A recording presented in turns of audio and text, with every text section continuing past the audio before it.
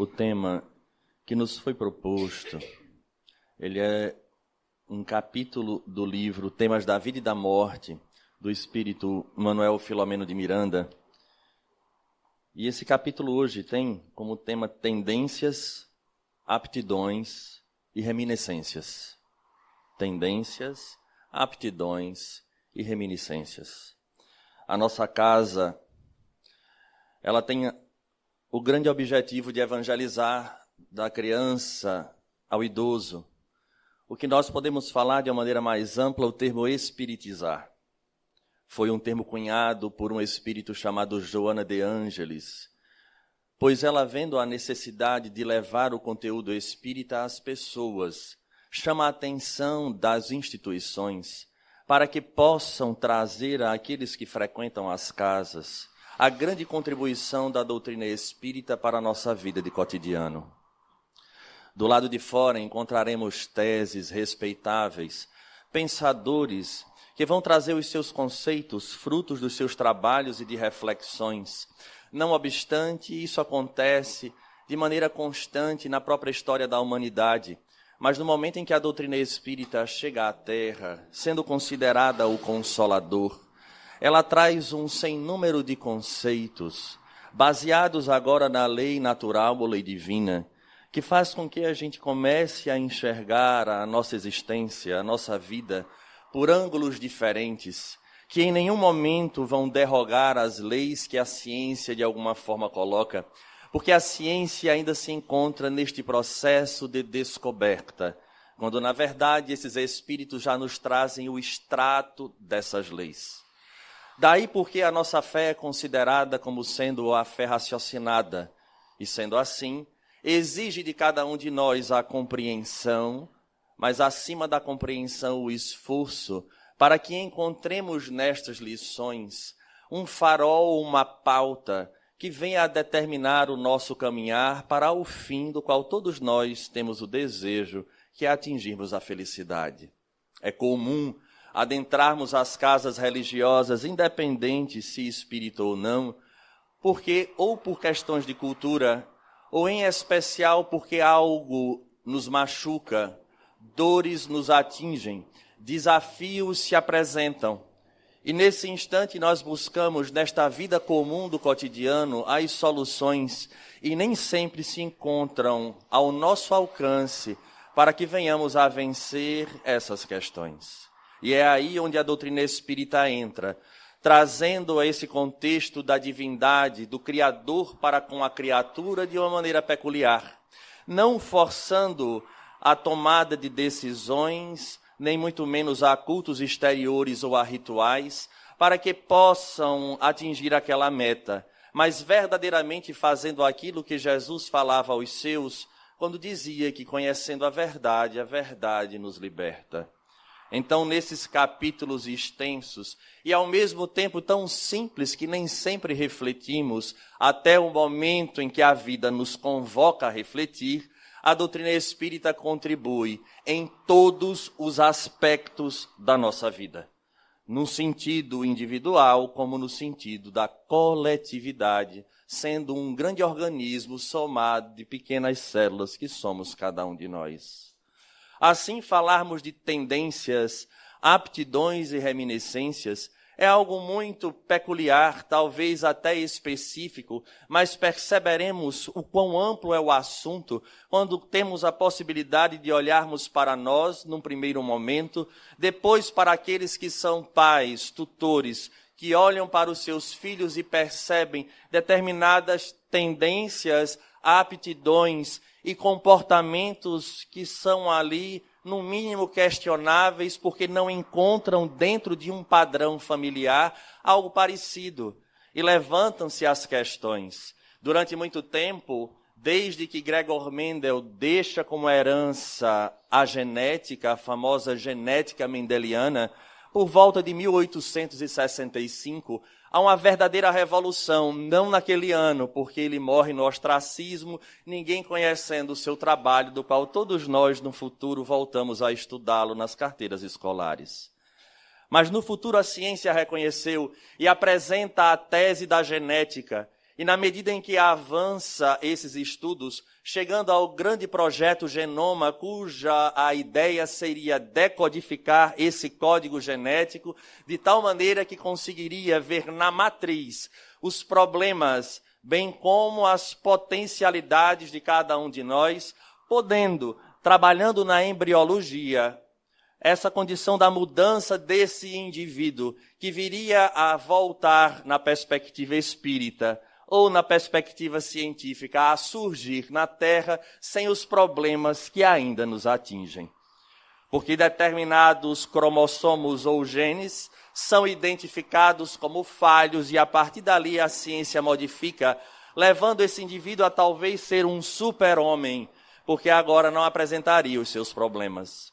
Resolvendo questões externas como a estrutura orgânica, na sua condição de ser homem, mulher, cor do cabelo, cor dos olhos, mas o desafio se torna maior quando entra para a condição da personalidade, das aptidões. E ali se criou essa ideia, não obstante, com o passar do tempo e o aprofundar dessas observações, percebe-se que esta ideia ela ainda não consegue ser executada a contento, porque há fatores no meio do caminho que modificam este ser, e aqueles indivíduos, pesquisadores da ciência humana, também vão falar de maneira objetiva de que o meio também altera o comportamento deste ser. Então agora nós já temos um segundo fator na perspectiva científica de que a genética, que já vem a herança desses pais, onde está ali marcada a ancestralidade, agora encontra-se num primeiro meio bastante complexo, que pode ser de extrema aceitação e amor ou de profundos conflitos, chamado família. Onde nós percebemos que aqui, por exemplo, acredito que poucos tenham problemas em família, mas nós conhecemos histórias diversas, né? Quem de nós não ouviu falar da família de fulano e de cicrano que não tem um probleminha? Então este meio agora se reflete para o lado social, onde extramuros, esses indivíduos não vivem mais em cavernas confortáveis. Saímos das cavernas, ganhamos o meio, e neste meio criamos um grande corpo social, coletivo, baseado em ideias, ideologias, em desejos, enfim. E a partir dali, essa terceira situação também faz com que o indivíduo modifique. E a partir daí se construa essa tese de que a partir dessas relações humanas, da herança genética que nós recebemos, do estímulo do meio frente a cada um de nós, desenvolvemos as nossas capacidades, as nossas aptidões. Não obstante, é fácil perceber, sem exigir de nós nenhum conhecimento científico, que quando olhamos para crianças, e em especial me permitam trazer a experiência dos irmãos gêmeos univitelinos, que são aqueles que trazem a mesma herança genética, o mesmo traço, filhos dos mesmos pais, vivendo a mesma relação de família, frequentemente sendo expostos à sociedade da mesma forma, porque raros são os pais que vão colocar um numa escola A e o outro numa escola B. É tão interessante que quando nós conhecemos alguns, e eles dizem, Alisson, eu tenho trauma até hoje de vestir roupa de azul de marinheiro, porque toda mãe adora pegar a gêmea e vestir os dois de marinheiro, né? Fantasiar de alguma forma. Mas percebamos que existe aí, repito, o mesmo berço, a mesma relação familiar, a mesma relação do meio. E eu acredito que aqueles aqui presentes que conhecem gêmeos ficam perguntando como podem ser tão diferentes. E é nesse momento que começa a se colocar em questão se de fato o que a ciência traz já dá a resposta para todos os padrões.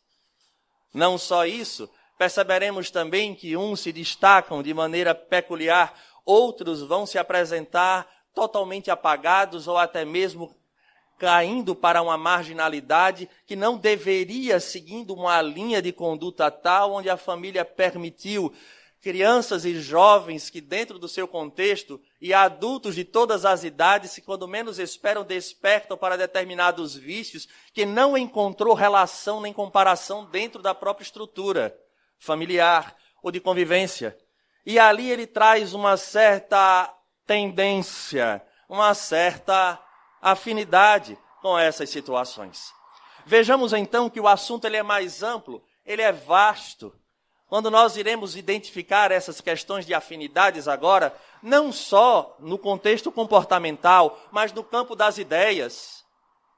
Conhecemos pessoas que são pais que se colocam dentro de uma estrutura religiosa qualquer, dedicam-se, e filhos que têm uma verdadeira ojeriza aquilo ali, mas se sente muito mais atraído pelo campo cientificista, materialista, ao ponto de desafiar aqueles pais.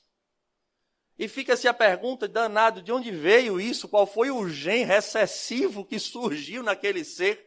Porque ele gosta de coisa que a família nenhuma gosta. E assim nós vamos ficando surpresos aqui e acolá, através de manchetes de indivíduos que para nós apresentavam uma postura comportamental e de uma hora para outra tomam uma atitude tal que nos impacta, tornando-se às vezes psicopatas, assassinos, indivíduos que lesam os outros na maior tranquilidade.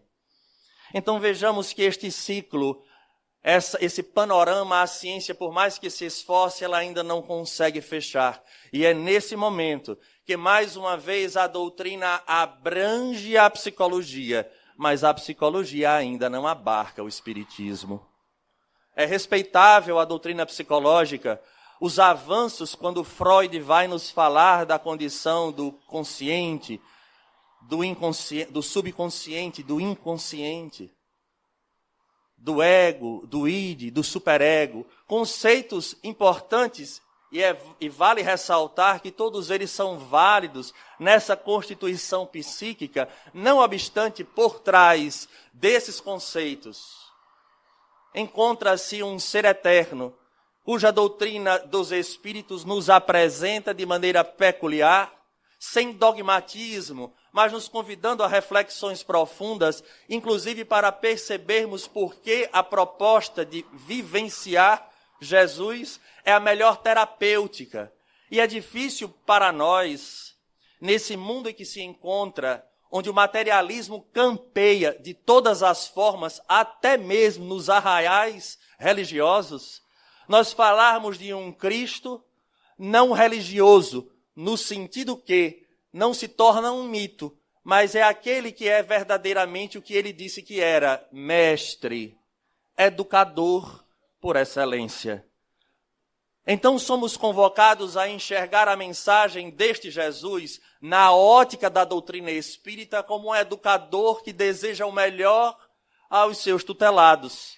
Não obstante, não tirando das nossas próprias mãos, consciência e coração a responsabilidade de seguirmos. E o nosso desafio existencial não é outro senão esse.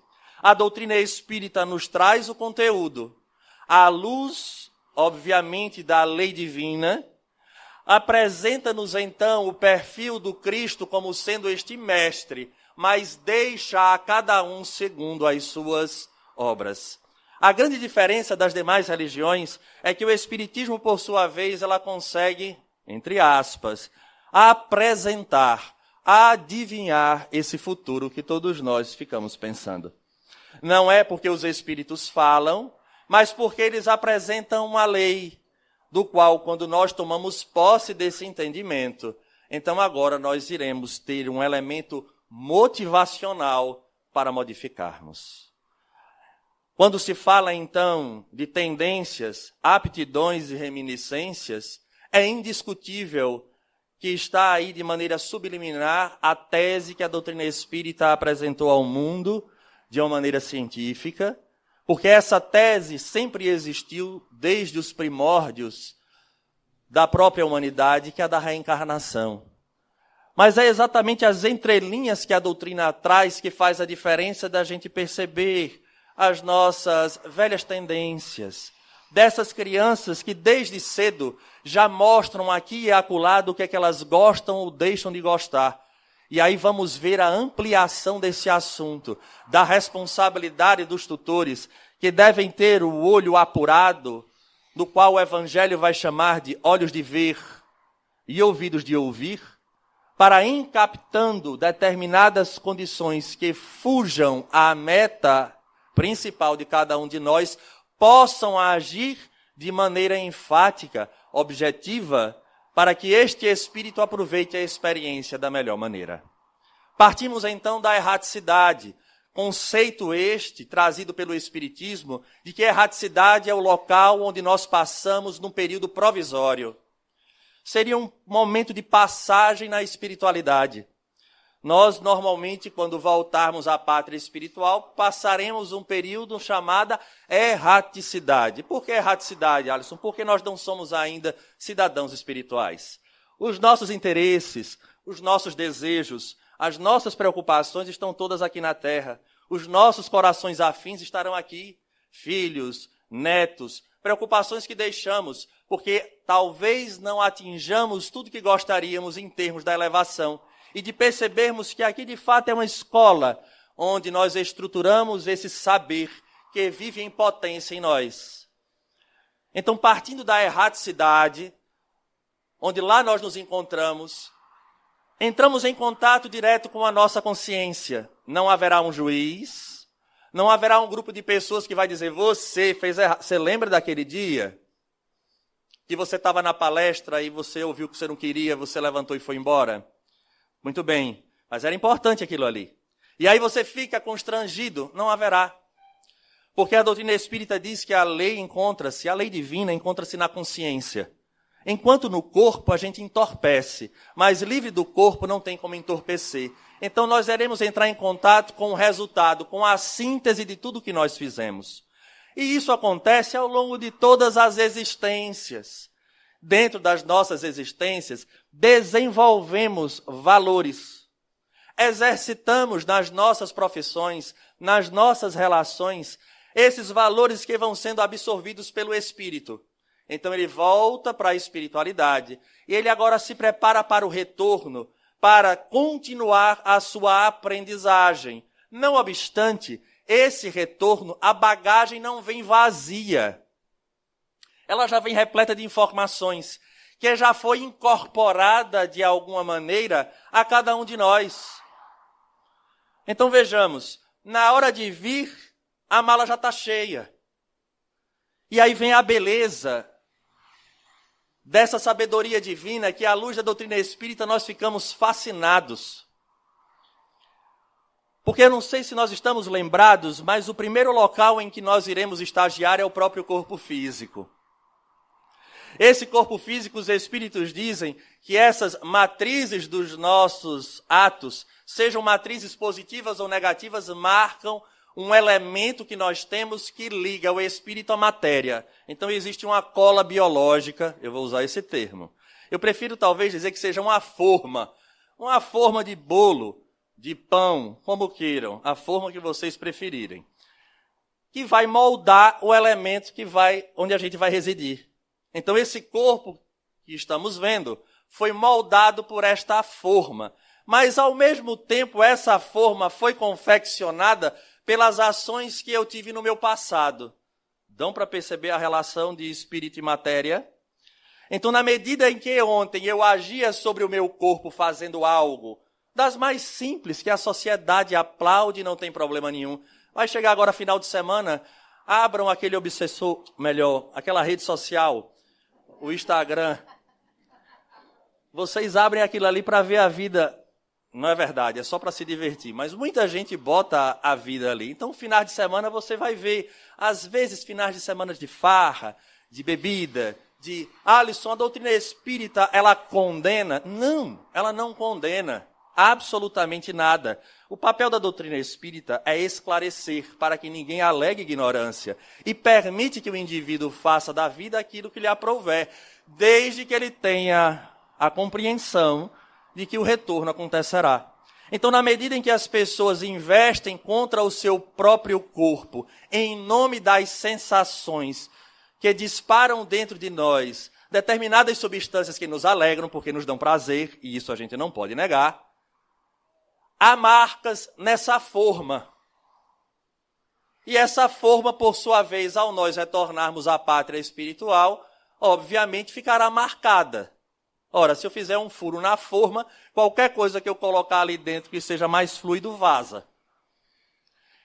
Esse defeito da forma, na hora em que eu volto para o corpo, ele expressa no novo corpo a deformidade que eu tive anteriormente.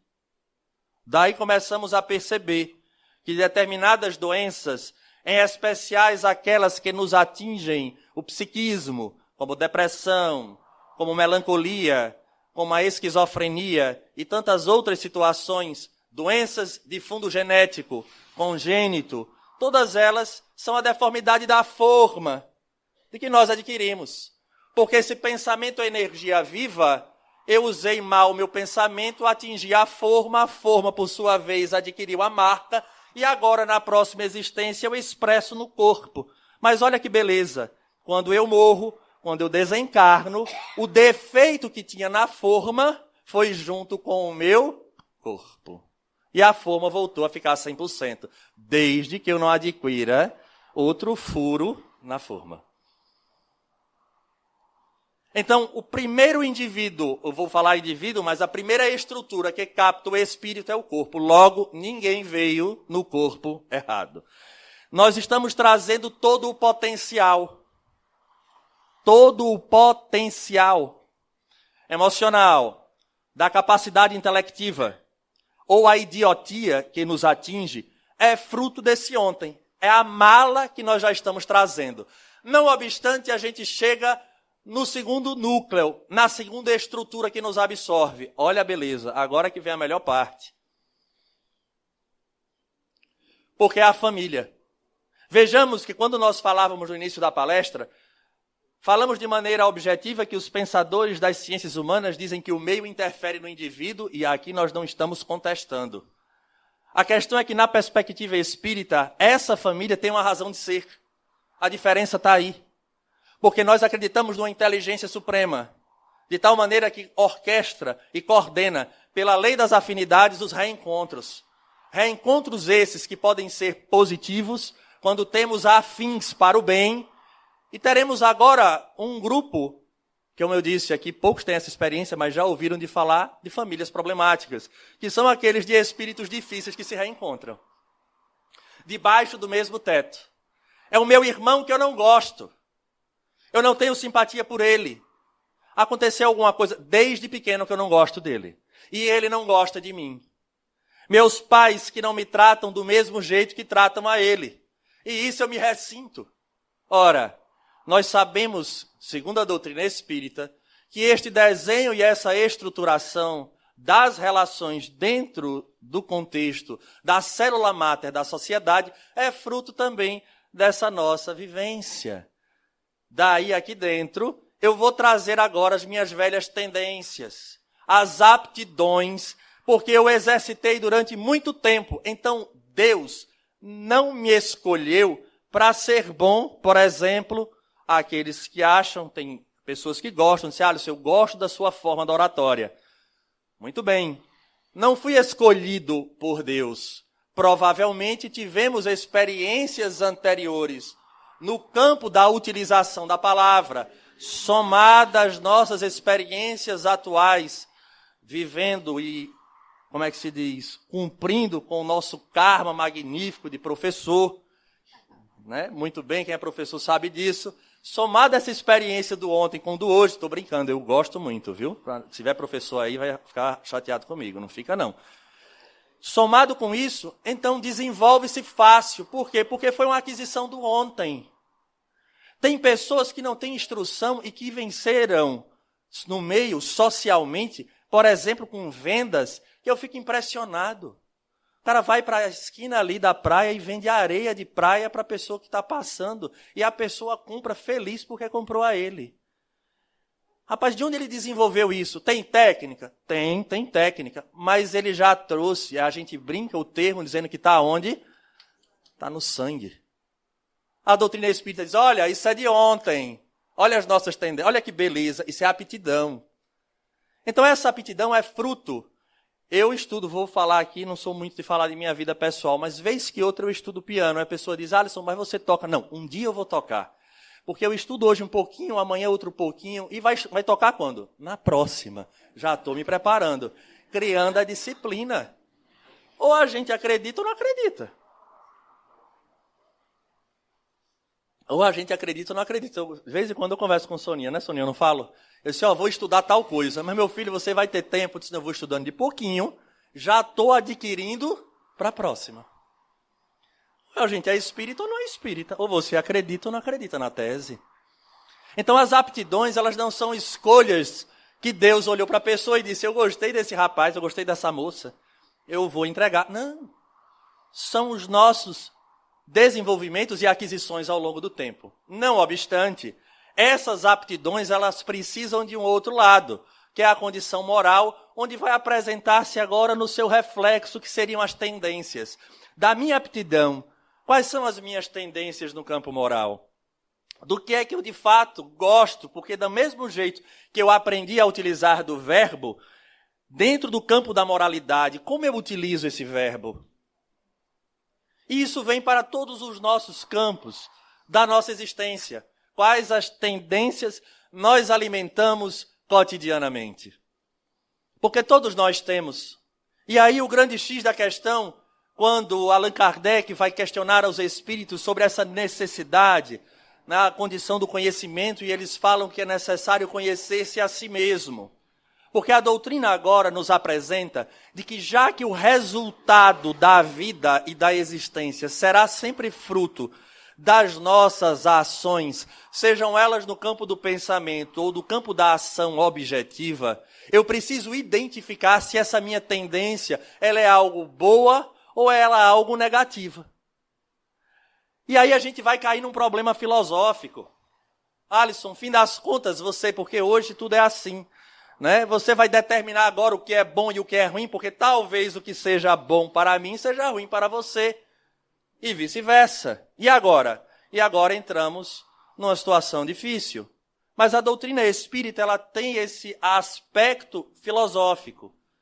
E não existe entender doutrina espírita sem mergulhar nesse aspecto. Porque não é uma decoreba de perguntas e respostas, por exemplo, no Livro dos Espíritos. Mas é a gente entender da resposta e utilizar dessa ferramenta para perceber as consequências.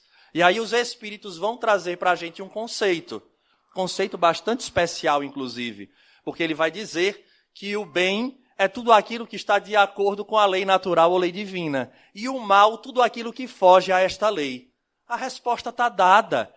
Nós agora passamos a ter um parâmetro, um padrão de conduta para que eu possa me ajustar a ele e não fazer com que este padrão se ajuste a mim. Daí porque é tão duro ser espírita. Quem acha que ser espírita é acreditar em Deus, na influência dos espíritos, na comunicabilidade deles e na reencarnação, é bom rever o conceito. Porque ser espírita não é isso. Ser espírita, segundo o próprio Allan Kardec comenta, é aquele que vai lutar contra as suas más inclinações. Ele não é o anjo, mas ele está como meta de ser. Não pelo fato de ser, mas pelo fato de que ele ama a si. Olha a regra divina.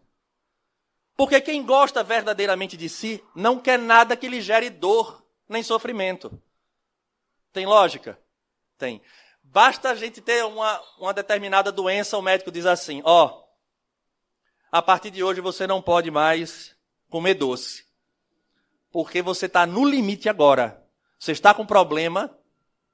E se você continuar, o negócio, por exemplo, vou ter que amputar talvez uma extremidade, um dedo, um pé, algo desse tipo. Ou controla ou vai. A dor, ela não é punitiva.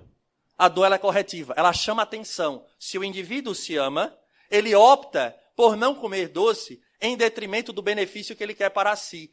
Na perspectiva espírita, fala-se que nós não estamos ou não somos da terra, apenas estamos. A nossa realidade é espiritual. E o reflexo de lá será fruto do que fizermos aqui. Então, a partir de agora, a gente começa a perceber a importância de prestar atenção não é mais no outro. Eu preciso prestar atenção agora são nas minhas tendências. Porque a gente sabe, todos nós sabemos, todos nós temos, sem exceção, tendências que frequentemente nos impulsionam para o exercício dos nossos instintos. Porque vivemos numa sociedade hoje de Sodoma e Gomorra ampliada. Porque ali estava restrita, hoje ela é uma ampliação. Tudo fala aos nossos desejos, tudo fala aos nossos instintos.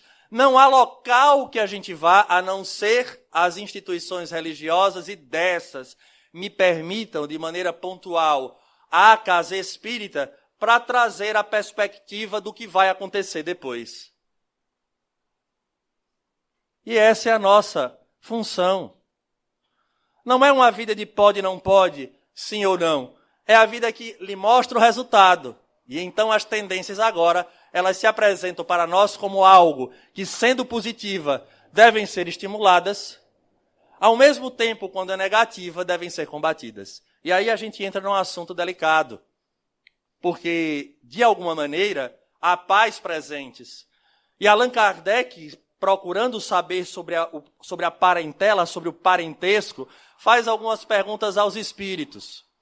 E vejamos o que ele pergunta nessa percepção da influência do meio e da família, em especial dos pais para com os filhos. Olha a pergunta que ele faz na questão 208. Nenhuma influência exercem os espíritos dos pais sobre o filho depois do nascimento deste? Ou seja, nasceu, não exerce mais nada. Olha o que os espíritos respondem. Ao contrário, bem grande influência exercem. Conforme já dissemos, os espíritos têm que contribuir para o progresso uns dos outros. Pois bem, os espíritos dos pais têm por missão, olha a palavra, por missão, desenvolver os de seus filhos pela educação. Constitui-lhe isso uma tarefa. Tornar-se-ão culpados se vierem a falir no seu desempenho. Educação, educere, tirar de dentro, não é instruire, que é colocar para dentro.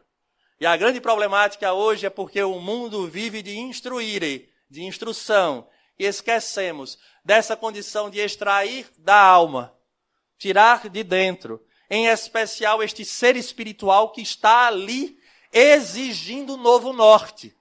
Porque lembra da nossa chegada na estrutura família, que ela já veio dentro de um contexto programado?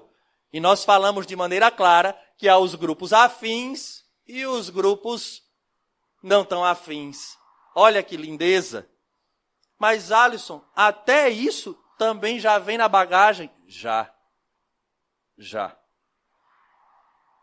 Foram espíritos comprometidos de maneira positiva ou negativa. E agora se encontram novamente debaixo do mesmo teto, muitas vezes em duas situações peculiares. Muitos em repetição, na mesma formatação das cadeiras. O pai e a mãe que já foram pai e mãe, hoje voltam novamente como pai e mãe. Erraram. Alisson, onde é que você viu isso? Evangelho segundo o Espiritismo. Está lá escrito. Pais que não cumpriram ao perceber essa tendência, e aí lá eles dizem, os pais percebendo o sofrimento dos seus filhos, por equívoco das próprias ações, solicitam a Deus a oportunidade de voltar à terra para recebê-los novamente como filhos e orientá-los. Aí a gente vai ver, me permitam, como eu disse, essa é a parte mais delicada da nossa conversa de hoje. Pais permissivos que acham que agora nada pode. Não pode um não mais rígido, não pode colocar castigo, porque traumatiza. Os limites vão se perdendo e tudo aquilo que se construiu até hoje, dentro do conhecimento, inclusive materialista, da própria ciência psicológica, toda criança, ela mensura o limite. O limite a essa criança é o indivíduo saudável que entrará na sociedade amanhã. Mas é necessário valores. Só que os pais, e se compreende, estão tão preocupados em deixar algo. E o melhor, dando o melhor aos seus filhos no processo do instruir, a melhor viagem, a melhor roupa, as melhores condições, que falta o tempo de conhecer as tendências. E quando despertam, já são adolescentes para a juventude. E quando vai correr atrás, o tempo passou. E aí a pergunta que todo mundo faz: e agora? E agora? Só a prece e o amor para ser o porto seguro destes filhos que encontrarão na lei da própria vida aquilo que não encontrou em casa e que deveriam. Uma vez André Luiz, numa frase, disse assim: se Deus permite que o filho caia para seu próprio bem no aprendizado da dor, quem somos nós para não permitir que assim aconteça com os nossos? Dói. Nós observamos pais que sofrem às vezes profundamente. Mas às vezes foi o filho que trouxe aquela tendência. Mas Alisson, ele foge, ele destoa. Aí o Espiritismo contempla essas famílias e diz assim: muitas vezes são espíritos que por outros tipos de afinidade foram colocados no seio daquela família para receberem as primeiras lições do que é bom, do que é bem, do que é ético, do que é digno. É necessário que a família insista nessa influência, nessa possibilidade da mudança, porque a perspectiva que deve ser vista não é do êxito de agora, é do êxito futuro. Todos nós que aqui estamos, há espíritos que investiram em nós profundamente. Quantas reencarnações a gente já conta? Dá uma olhada nas nossas piores tendências. Vamos fazer esse exercício. Alisson, de vez em quando tenho vontade de matar fulano. Pronto, olha que beleza. Você tem vontade. Se hoje você tem vontade, imagina ontem. Porque a natureza não dá saltos, então essa condição a gente precisa entender. Que agora a gente só tem vontade. Mas ontem a gente não tinha o limite da vontade, e aí a gente extrapolava. Olha que beleza.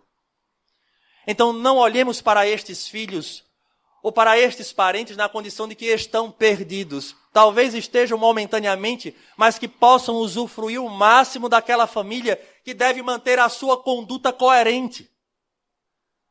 Porque essas lições ficarão guardadas e servirão para quando na erraticidade perceber que se eu tive a chance, no meio de pessoas, agora eu já sei como é, eu quero voltar para dar os primeiros passos. Quem vai dizer isso? O próprio Espírito Manuel Filomeno de Miranda, na obra, quando ele comenta sobre essas questões, dessas tendências, que não podem ser deixadas sem conveniente tratamento às más, que devem ser disciplinadas, corrigidas a qualquer esforço, a fim de que sejam superadas, oferecendo campo para os primeiros cometimentos do setor do bem, na condição de exercício dignificante em formulação para realizações elevadas e libertadoras no futuro. Olha o que ele vai falar. Todo empreendimento exige esforço, diretriz e perseverança. Palavras hoje que nem sempre são bem aceitas. Todo empreendimento exige esforço, diretrizes e perseverança.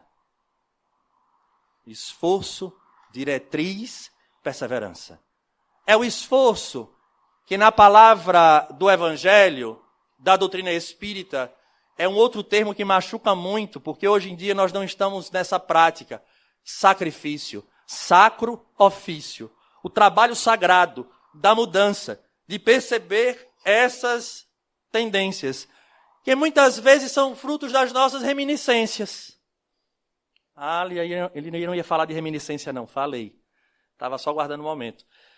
Frutos das nossas reminiscências, flashes que nós temos, perturbações durante o sono, de imagens que nós temos, nos vemos vestidos de outra forma, ou talvez um cenário outro onde a gente não se identifique na forma com que nós estamos, mas a gente diga, rapaz, aquilo ali sou eu, fazendo. É bom nem falar, porque são coisas que nos mexem, magoam.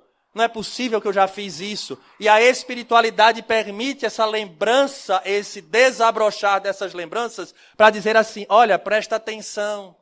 E essas reminiscências vão desaguar numa condição que a gente sequer imagina.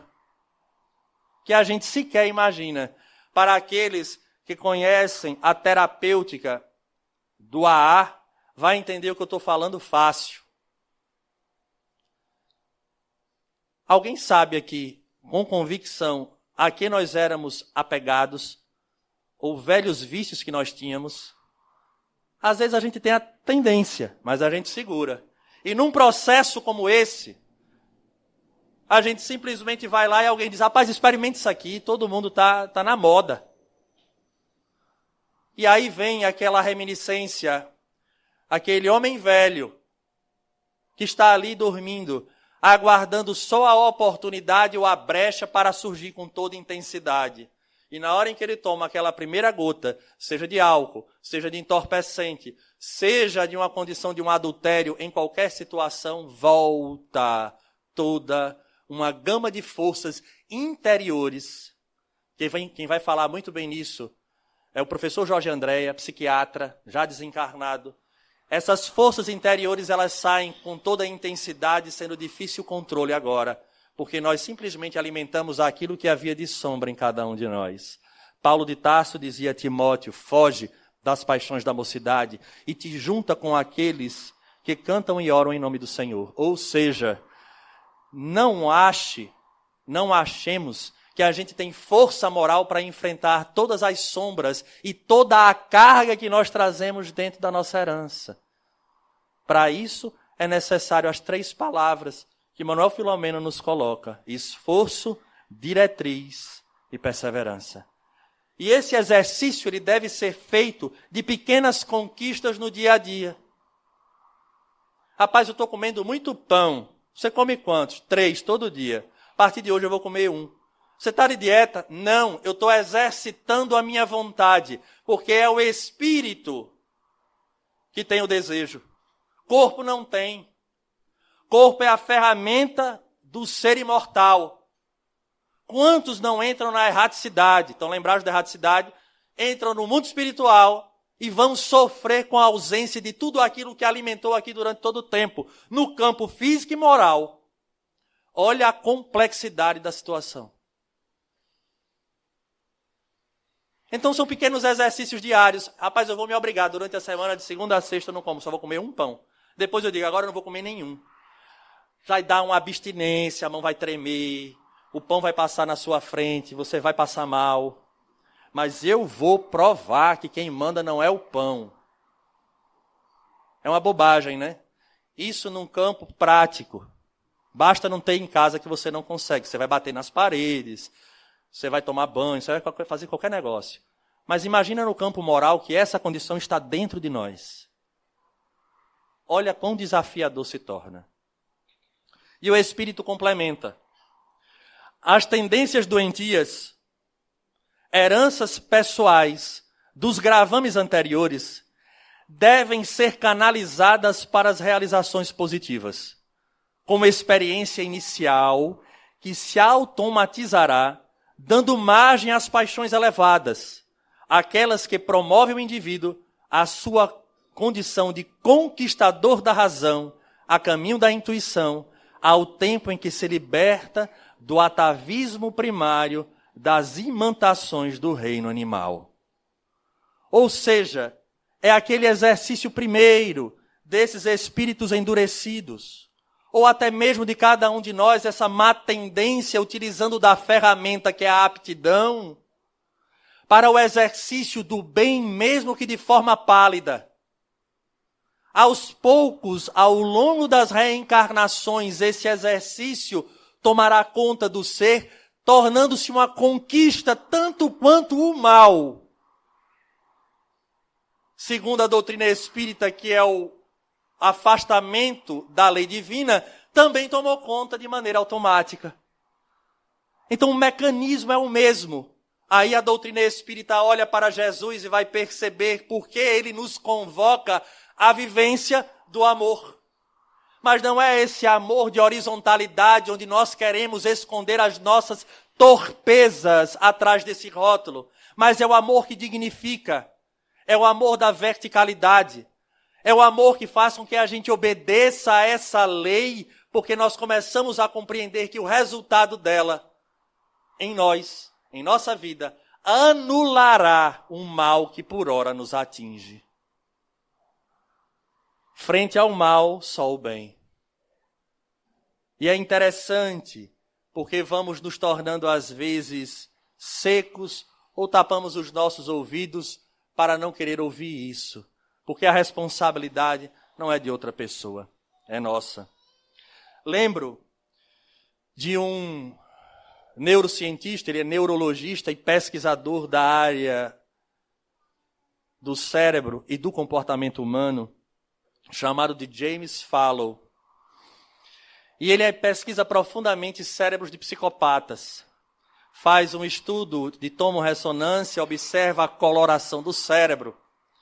E ele defende a tese, e isso realmente já está comprovado, que esses indivíduos de psicopatia, assassinos e etc., aqueles que lesam grandes coletividades, eles têm uma diminuição da intensidade da cor nestes exames na região frontal, nos lobos temporais, que é uma região muito voltada para essa condição da moral, dos limites. Então eles não têm isso, organicamente. E aí ele tem uma família muito feliz, uma família que ele considera, dentro do padrão de normalidade, indivíduos que não trazem traços de psicopatia nenhuma.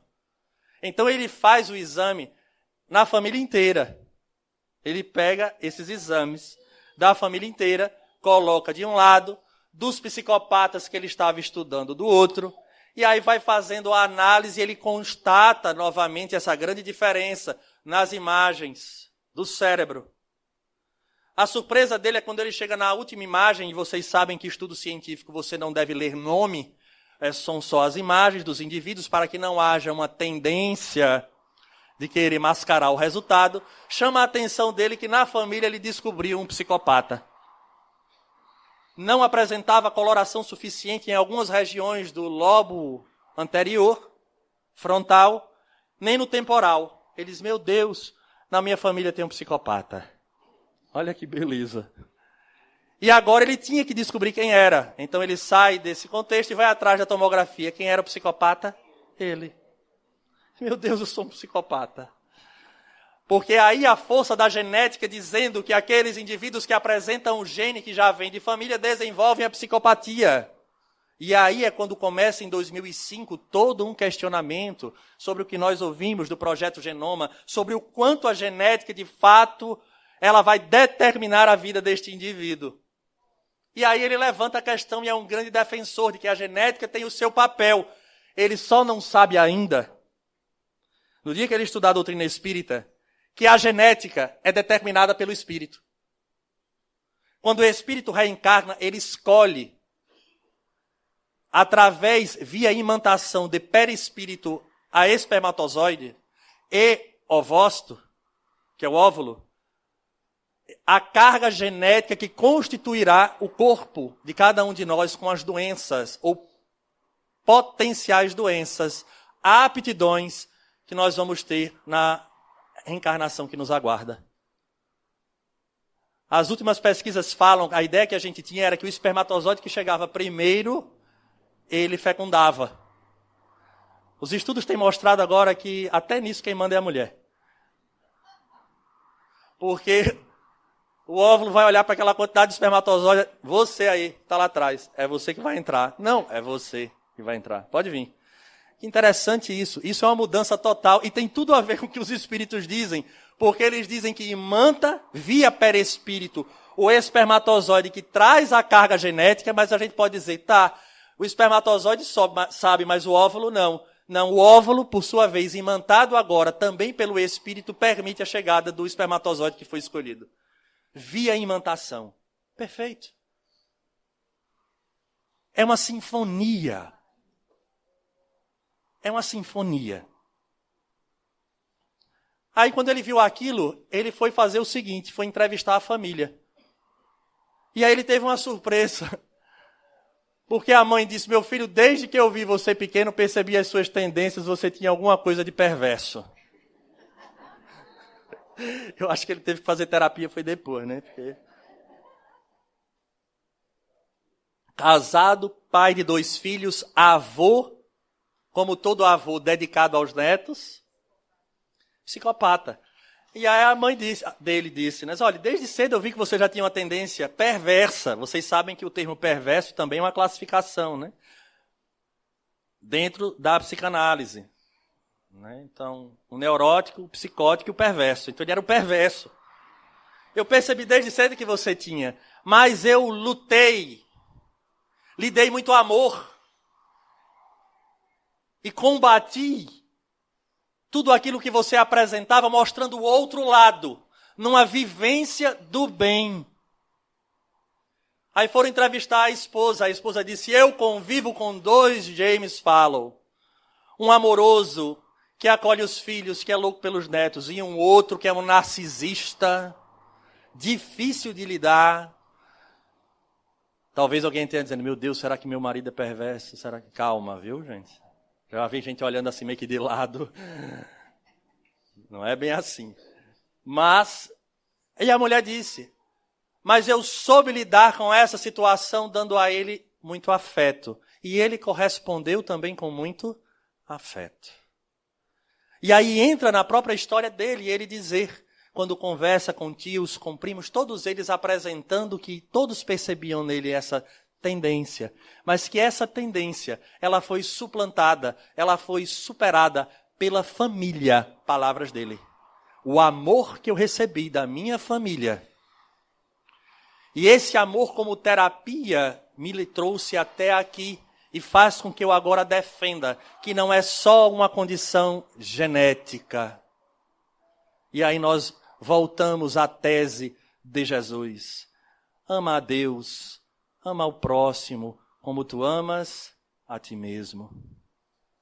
Se nós queremos resolver as nossas problemáticas, o caminho está aí. E não adianta achar que nós iremos sair daqui amando as pessoas como se não houvesse amanhã. Não é real. Mas inicia às vezes pelo sentimento de piedade, que aflora e damos um passo para a beneficência, para a caridade material. E a partir dali a gente vai começando a reestruturar a nossa vida. E nos fenômenos dolorosos que por ora já acontecem, lembremos que é a forma que já foi danificada, não obstante que a convivência no bem e nas diretrizes do Evangelho já podem encontrar desde agora a mão daquele que começa a reorganizar para um futuro mais feliz. E aos pais presentes, o Evangelho é um norte. Tragam as suas crianças para a evangelização espírita para que possamos apresentá-las a eles. Porque a vida adulta chegará num cenário de planeta de transição desafiador, convidando-nos para tudo que há de equivocado. Mas é importante que mantenhamos a nossa pauta firme na figura do que verdadeiramente é o certo e o errado frente às leis divinas. Para amanhã reencontrarmos-nos todos na espiritualidade, felizes pelo dever na família e na sociedade retamente cumpridos. A todos um grande abraço, votos sinceros de saúde e paz.